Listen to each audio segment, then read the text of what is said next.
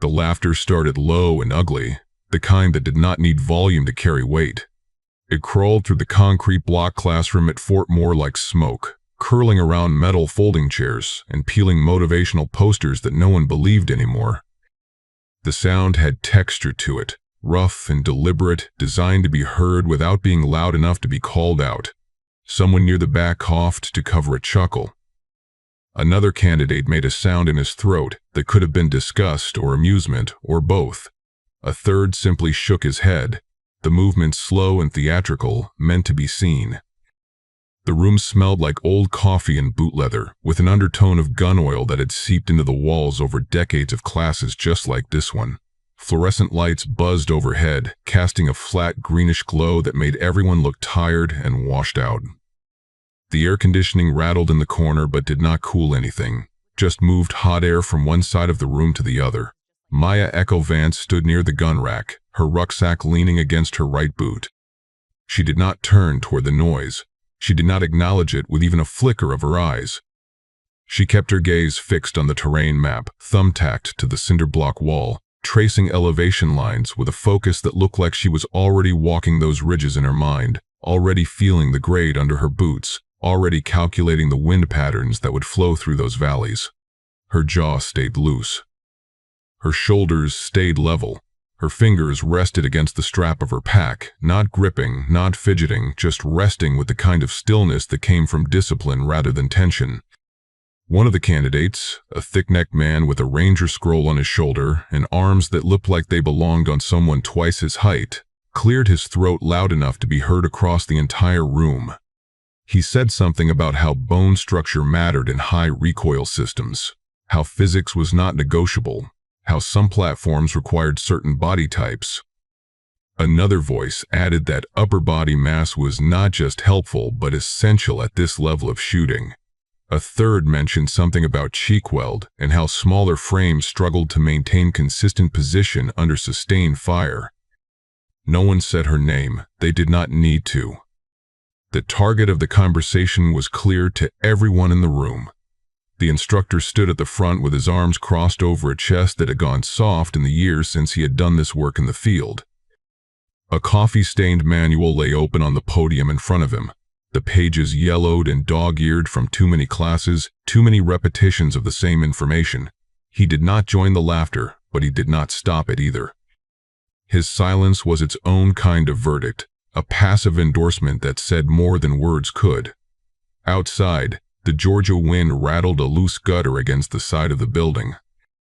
Inside, the judgment sat heavier than body armor, pressing down on the room like humidity before a storm. Before we begin, make sure to subscribe to Hidden Sniper Stories so you never miss these true tales of courage. And tell us in the comments, where are you watching from today? Maya Echo Vance was 24 years old, young enough to have the vision and reflexes the job demanded, old enough to have survived the filters that broke most candidates before they ever touched a long gun. She stood 5'6", compact and wired like a climber, all tendon and efficiency with no wasted mass. Her frame was not built in a gym. It was built through movement, through miles under load, through endless repetitions of positions that most people could not hold for 30 seconds.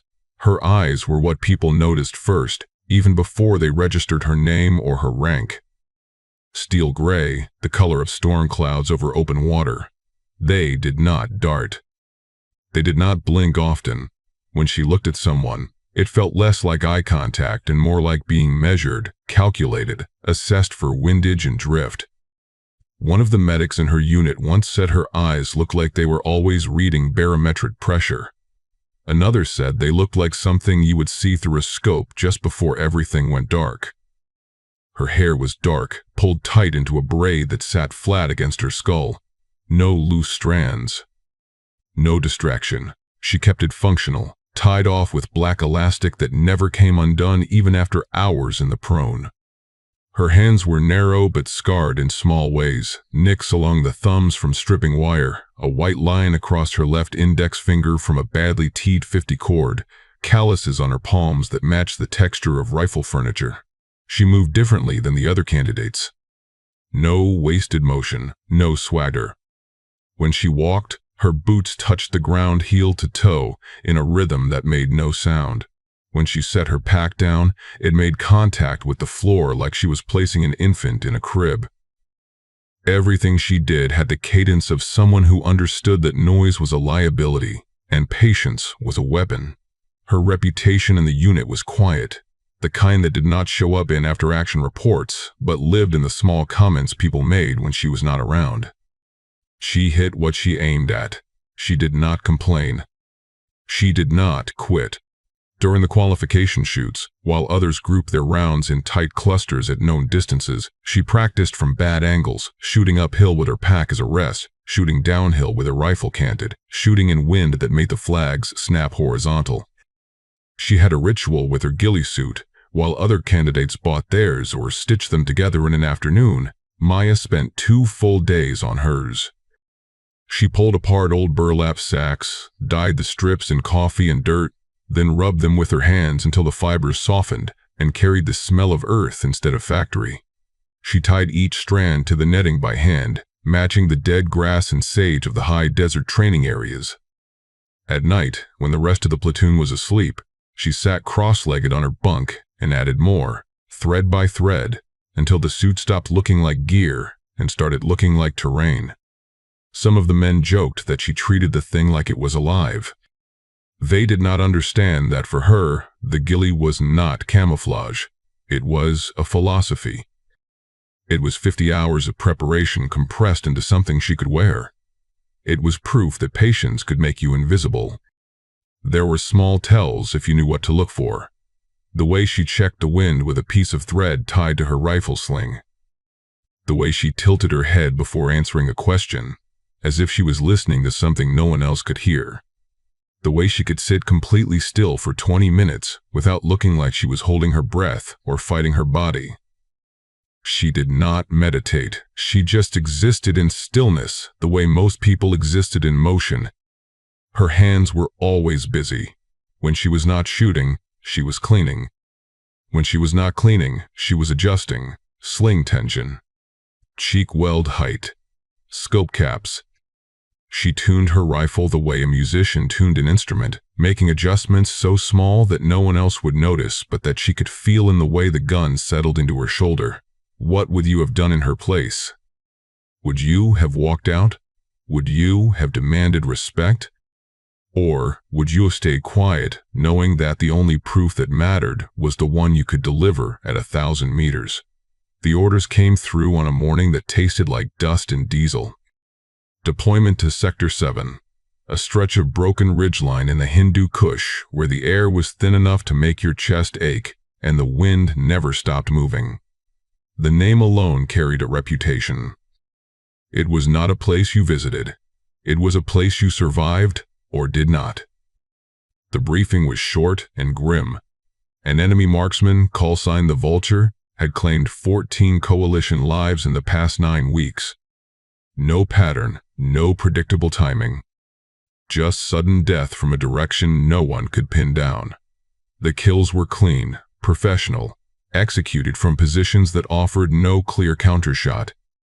Intel suggested he was operating from a network of caves and natural hides carved into the ridgeline, moving between them like a ghost, never staying in one place long enough to be targeted. The mission was an extraction. High-value target, already compromised, waiting for pickup in a shallow valley that offered zero cover and every possible angle for an ambush. The platoon knew what that meant. They were bait. They were the movement that would draw the Vulture out, and if they were lucky, someone would get a chance to put him down before he put them down. Maya was assigned as a spotter, not a shooter. Her role was to read wind, call corrections, and provide security for the primary sniper, a staff sergeant named Kellerman who had 2 deployments and a chest full of badges that said he knew what he was doing. Kellerman was not a bad shooter. He was just used to working from hides with sandbags and solid rests, not from the chaos of a hot extraction under fire. They moved into the valley in a staggered column, spacing tight enough to provide mutual support, but loose enough that one shot would not take down multiple soldiers. The heat was immediate and vicious. the kind that turned your uniform into a second skin and made every breath feel like you were inhaling sand. The valley walls rose on both sides, jagged and sharp, stone the color of burnt bone. No trees, no shade, just rock and sky and the smell of something old and dry. The first shot came at 1100 hours, a single crack that echoed once and then vanished into the stone like it had never existed. The lieutenant went down without a sound, just a sudden drop, his legs folding under him as if someone had cut the strings. For a second, no one moved. Then the chaos hit, voices shouting for cover. Boots scrambling over loose rock. The platoon dove behind a cluster of boulders that barely qualified as concealment, let alone cover. Maya hit the ground and rolled left, her rifle coming up automatically, her breathing already slowing even as her heart hammered against her ribs. She pressed her cheek to the stock and started scanning, not for a person but for the things that gave a position away. Shadow where there should not be shadow. Stillness that felt different from the stillness around it. The shape of a hide that broke the natural line of the terrain. Another shot cracked out. Rock chips sprayed. Someone screamed. The sound was high and sharp and wrong, the kind of sound that made your stomach tighten. Maya did not flinch. She kept scanning, her scope moving in slow, deliberate sweeps, her breathing deep and controlled. Kellerman was next to her, prone behind a rock that offered maybe 6 inches of protection. He was scanning too, but his movements were tight, rushed, his breath coming fast. He called out possible positions over the radio, but every angle he gave came back negative. No visual, no heat signature. Nothing. The sun was low and brutal, throwing glare across the western ridge. Every time Kellerman tried to glass that direction, the light washed out his optics, turning his scope into a useless mirror. He cursed under his breath. Sweat ran into his eyes. His hands were shaking just enough that Maya could see it. The platoon was pinned. The medic was working on the lieutenant, but everyone knew the clock was running. Heat exhaustion, blood loss, shock. They had maybe 30 minutes before this turned from bad to catastrophic. Would you have broken? Would you have run? Would you have trusted the person next to you, even if no one else did? Maya saw it before anyone else did. A distortion in the air, a heat shimmer that bent wrong, rising from a point on the eastern ridge that should have been in shadow. It was subtle, barely there, the kind of thing you would miss if you were not looking for the absence of something instead of the presence of something. She tracked it with her scope, her focus narrowing, her world shrinking down to that single point of warped light. There, just for a heartbeat. The mirage lined up with a narrow slit in the rock face, a natural fissure that could hide a man if he knew how to compress himself into the stone. The angle was wrong for Kellerman. The sun was in his face.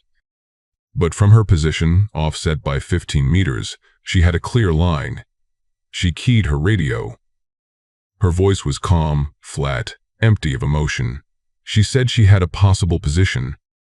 She gave the direction in degrees. She said the wind was lying, that there was a cross-push coming from the north that was not showing up in the visible dust. She said the range was approximately 1,200 meters, give or take 50. There was a pause on the other end. She could hear the hesitation, the doubt, the unspoken question of whether she was seeing things or whether this was real.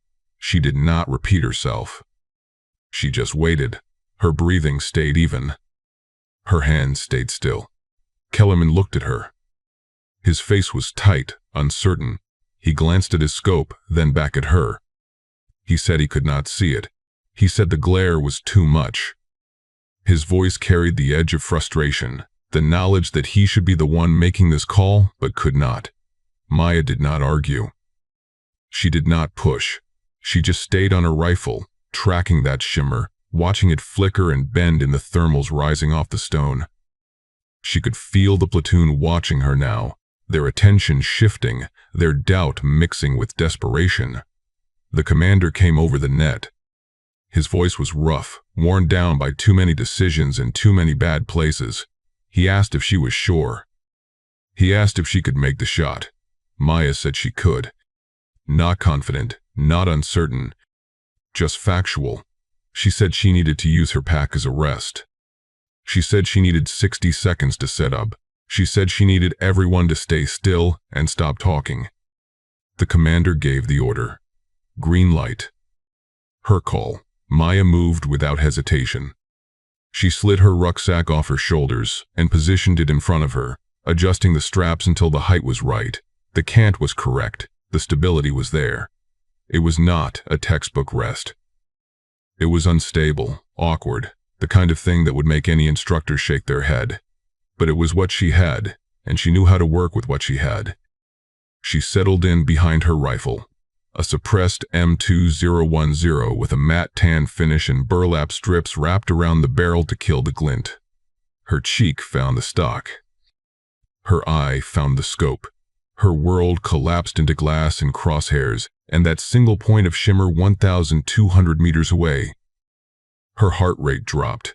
She felt it slow, felt the thump in her chest soften and spread out, 45 beats per minute, the rhythm of someone in complete control.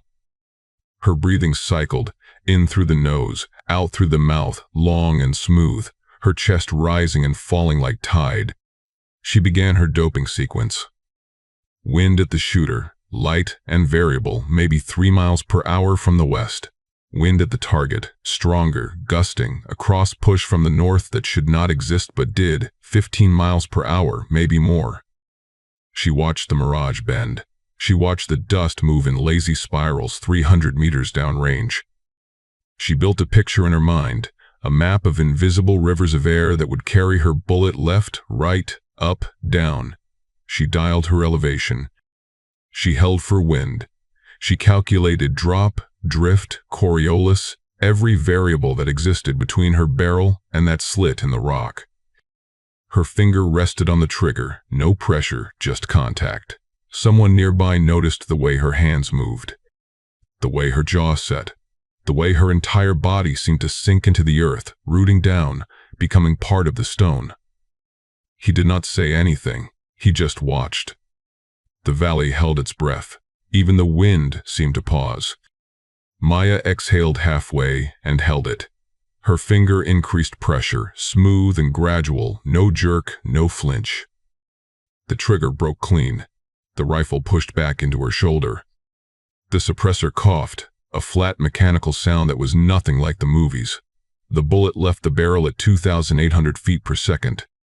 It climbed slightly, arcing upward as it fought gravity and friction and the weight of its own mass. It began to drop, pulled down by the earth, pushed sideways by the wind. It rotated, stabilized by the rifling, cutting through air that grew thinner and colder the higher it climbed. Time stretched. 3 seconds felt like 30. No one spoke. No one breathed. Eyes stayed locked on scopes, on the ridge, on that slit in the rock. The bullet entered the cave opening at a shallow angle, threading a gap no wider than a dinner plate. It did not ricochet. It did not deflect. It went exactly where it was supposed to go. The return fire stopped, not gradually. Instantly, the valley went silent in a way that felt wrong, like the world had forgotten how to make sound. Dust settled. Heat shimmered. Nothing moved. A senior non-commissioned officer, a man with 3 tours and a face that looked like it had been carved from the same stone as the ridge, lowered his binoculars. He stared at Maya, not with surprise, with recognition. He had seen shooting like that before, in places that did not make the news, with people who did not talk about what they did. He stepped closer, his boots crunching on gravel. His voice dropped low, meant only for her. He said he knew that kind of control. He said not many people could do what she just did. He said her name with weight, with respect, with the understanding that he was talking to someone who belonged in a very small circle. The space around them felt still. The platoon was silent. Even the wounded lieutenant had stopped making noise, his eyes open, watching. Faces changed, shoulders dropped. The tension that had been sitting on everyone like a wet blanket began to lift. No cheers. No shouting. Just a slow, collective exhale. The realization that they were still alive because of a shot that should not have been possible. Respect did not come with noise. It came with the way people looked at her. The way they stood a little straighter. The way they stopped questioning and started listening. Maya did not celebrate. She did not smile. She stayed on her rifle, scanning for secondary threats, for movement, for any sign that this was not over. Only when the commander gave the all clear did she begin to move. She started her ghost retreat. Slow, patient, methodical. She moved backward, using the terrain, staying low, her ghillie blending into the rock and scrub until she looked like nothing more than a shadow that the light had forgotten. She covered 500 meters in near total silence, every step planned, every movement controlled. The enemy response came fast, boots on stone. Voices shouting in a language she did not speak but understood. They were searching for the shooter, sweeping the ridge, checking hides and positions. They passed within 5 feet of where she lay, her body pressed flat against a shallow depression, her breathing so slow it was almost non-existent. They did not see her. They looked right at her and saw nothing. Rock. Dirt. Dead grass. She had become the terrain. The platoon was extracted by helicopter 30 minutes later. The wounded were loaded first, then the rest of the squad, one by one, the rotors kicking up dust and noise that made conversation impossible. Maya was the last one on. She climbed into the bird without looking back, her rifle still in her hands, her face still painted with dust and camouflage.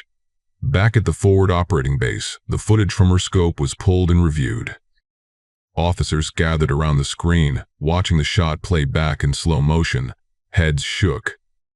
Quiet words were exchanged. Someone whistled low. Someone else said nothing, just stared at the screen like they were watching something that should not be real. Stories would grow later. Legends would form. The ghost. The one who made the impossible shot. The sniper who disappeared into stone. But in that moment, it was just professionals recognizing professional work, the kind that could not be taught, only earned. Maya returned to her tent. She did not go to the debrief. She did not go to the mess hall. She went to her bunk, set her rifle down, and began the process of cleaning it. Every part. Every surface. She checked for carbon. She checked for wear. She ran patches through the barrel until they came out white. When the rifle was clean, she laid out her ghillie. She inspected every strand, looking for damage, for wear, for anything that needed repair. She found a section where the burlap had torn. She pulled thread from her kit and began to stitch, her hand steady, her focus complete. Humility sat on her like the ghillie itself. Light. Natural. Earned. She did not need recognition. She did not need medals. She needed to be ready for the next mission, the next shot, the next moment when everything would depend on preparation meeting opportunity.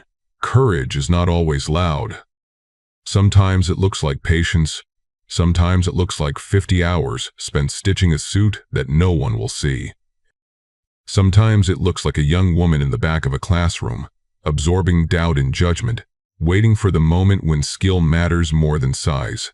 She was not a female sniper anymore. She was the ghost. The shadow on the ridge. The legend that would be whispered about in briefing rooms and training courses for years to come. And she wore that title the same way she wore her ghillie, with quiet respect for what it meant and what it cost. If you enjoyed this story, please subscribe for more hidden sniper stories. These stories keep the courage alive for generations to come.